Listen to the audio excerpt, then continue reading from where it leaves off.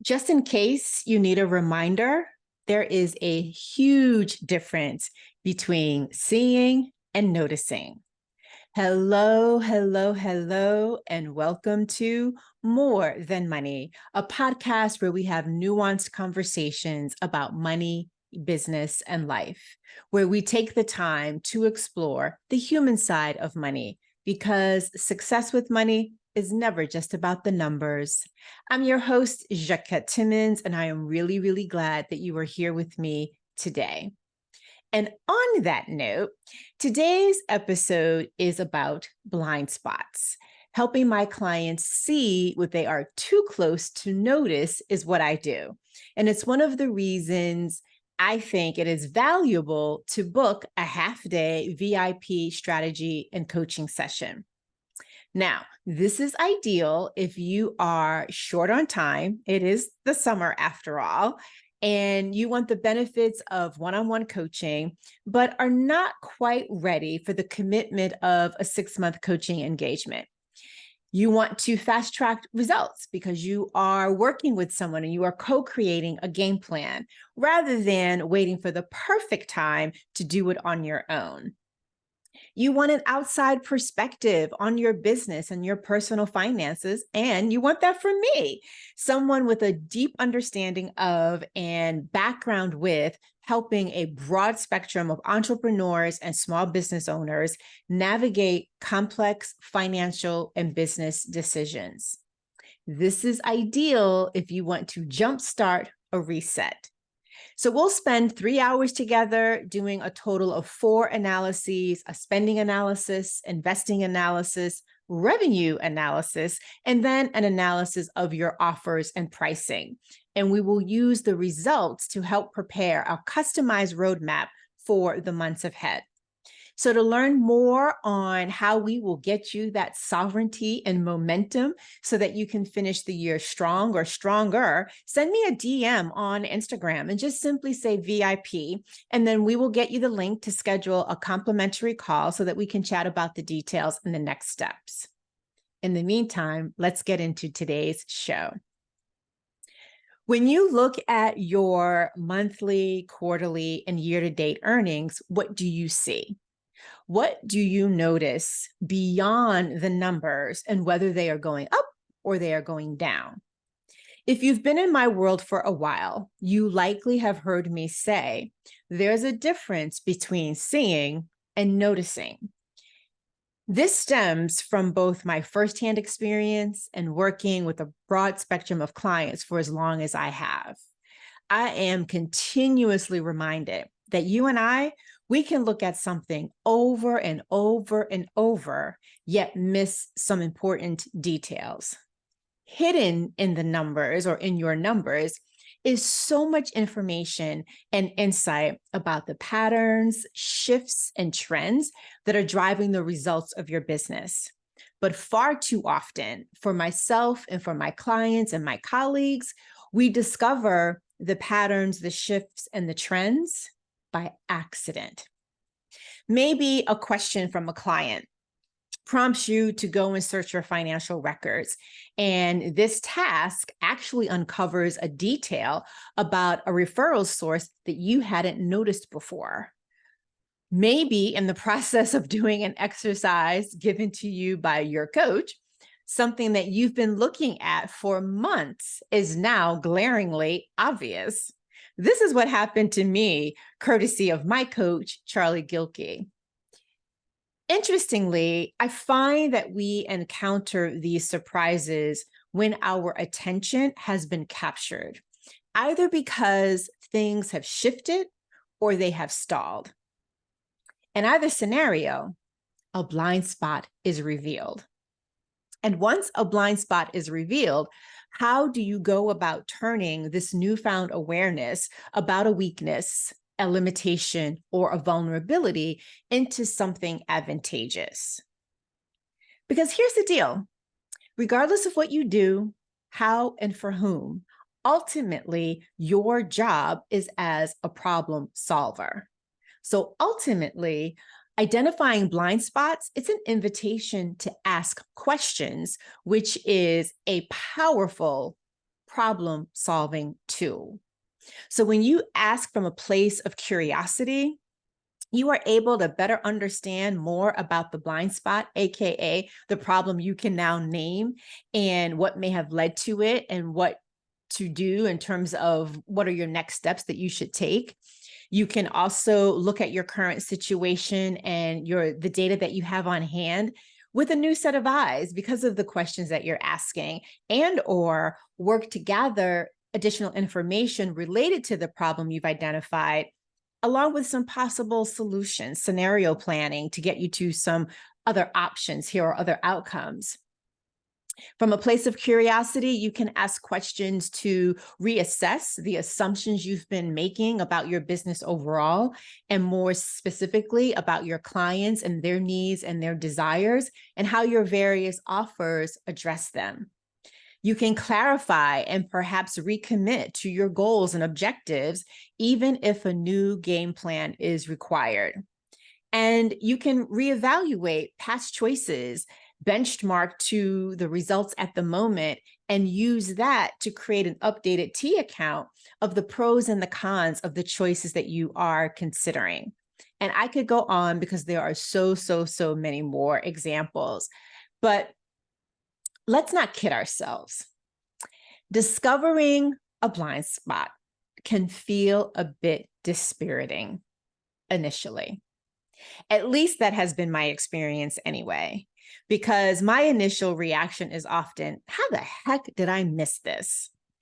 But once I get past the shock of remembering that I do not have all of the answers, wink, wink, I'm able to, put my creative thinking hat on and get to work on what do I need to do next? And what are some of the possible solutions or the outcomes I can pursue? And that really comes from being able to take a more dispassionate is what I'm trying to say, stance as I look at my numbers. I can use my numbers, the numbers that I see, to ask some follow-up questions like, well, what's driving my current results? What's selling well? What isn't selling well?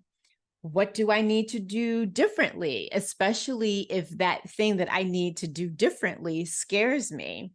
Who is raising their hand to work with me? And for each of these questions, and probably more, I can go a bit further by asking, how does this compare with what I expected and or the historical pattern to which I've become accustomed? This is how I go from seeing to noticing. And it's a variation of that depending upon the scenario and the circumstances and the context of how I help my clients go from seeing to noticing. Plus, this exercise helps me to check myself and the meaning that I have been assigning to my numbers and my results. And here's the interesting thing. I am having an incredible year financially, but it is not playing out in any way the way I thought it would. And of course, I am beyond grateful. However, I didn't initially notice the shift that is happening in terms of what is driving the results of my business. And so I'm in your ear, or perhaps on your screen if you are watching on YouTube, to ask you this question. Are you making the same mistake as I did? Not noticing what's right in front of you. And look, I've had similar seeing versus noticing ahas in the past, several times, in fact.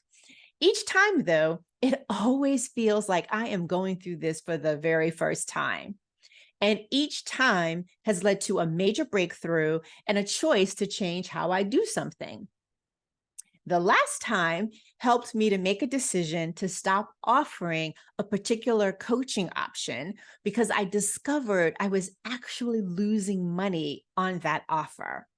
But it took getting to that brink to really kind of take a step back so that I could zoom out and actually see that. It is this kind of insight you can get when you invest the time and energy to review your sales data through the lens of not just what is selling or not, but also why. The why can help you identify trends within your business. So, for example, the demand for your offers or the change in seasonality, perhaps, of your sales. But it can also help you to identify trends beyond you and your business. So, for example, what's going on more broadly in your industry or with your clients and perhaps within their industry. Doing an earnings analysis of your monthly, quarterly, and year to date earnings involves much more than just reviewing the numbers and checking off some boxes. So, to unlock the hidden potential of your business, develop the habit of asking, what am I missing? As you're looking at all of the details, ask yourself, what am I missing? This is somewhat of a reflexive question when you are navigating a challenging situation because your senses tend to be heightened then, and you are more apt to ask the question, what am I missing? However, you can experience amazing power when you lean into this question, even when things are going well too. And by the way, before I hop, let me just say this. This is not about trying to eradicate the contrast between seeing and noticing, because I'm not convinced that that can be avoided entirely.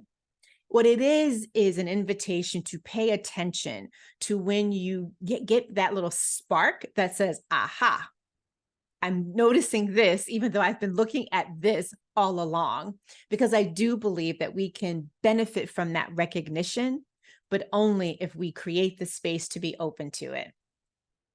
Well, that is it for today, folks. As always, thank you so much for listening all the way until the end, or if you happen to be watching on YouTube, for joining us all the way into the end. Thank you for doing that.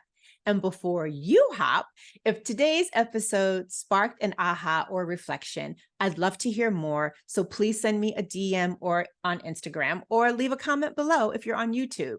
And remember, go ahead and book that complimentary discovery call if you are less than satisfied with your revenue goals and your revenue numbers year to date, if you're feeling a little about your marketing, or if you feel like you're just spending a lot of time with your head down in operations, but you really feel like you're just filling costly holes. And of course, if you're curious about how the half-day VIP strategy and coaching session can help you to jumpstart a reset to finish the year stronger or stronger, again, hop into the DMs and just say VIP on Instagram. So once more, thank you for listening today. If you'd like to show appreciation for this podcast or perhaps this particular episode, please share it so that we can reach more people. And if you happen to be listening on Apple Podcasts, two things. One, hit that follow, subscribe button so that you never miss an episode. And then please take a moment to leave a rating and a review, because we do read them. And if you are joining us from YouTube, again, please comment below, and also please subscribe to us there too. And if you'd like to buy me a coffee, here's how you can do that. buymeacoffee.com/Jaquette, buymeacoffee.com/Jaquette. I'll be back with another episode. I hope you will too. Until then, remember, it's about more than money.